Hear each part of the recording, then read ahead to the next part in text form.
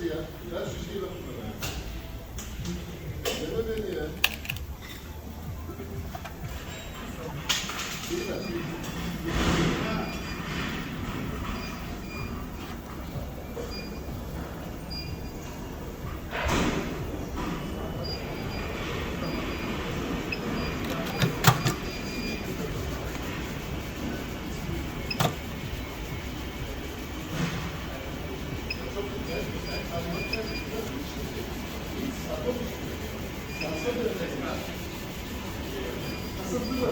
Kasıtlı olduğu için yaptı.